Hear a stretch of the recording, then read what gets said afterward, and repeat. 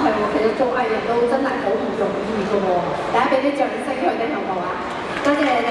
咁另外咧，其實就下一個問題啦。咁不如今次你先啦。好似點解會諗到咧同呢個慈善機構去合作咧？其實我覺得好多小朋友都需要大家去關注，同埋我覺得做善事係一件好好嘅事。所以我就公司又互相大家喺度講話，不如我哋去做一個慈善籌款嘅活動啦，即係就算我哋賣寫真都好，都可以一做賣寫真，又可以做善事，好好啊你。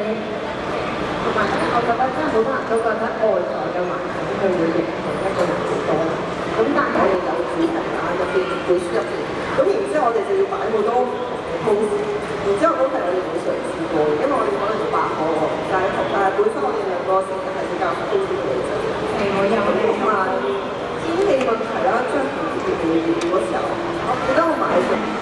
咁同埋咧，我哋亦都有試過咧，就知道有啲小朋友咧就嘗試出香港去外地咧去做一啲文化展覽同埋一啲交流活動，咁希望咧我會去試嘅咯。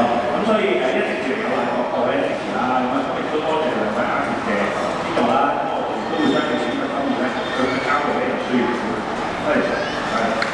好，多謝校長。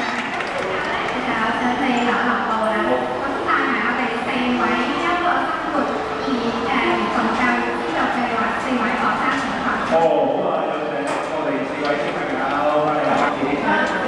好可愛喎！嚟啊，上嚟啦，係嘛？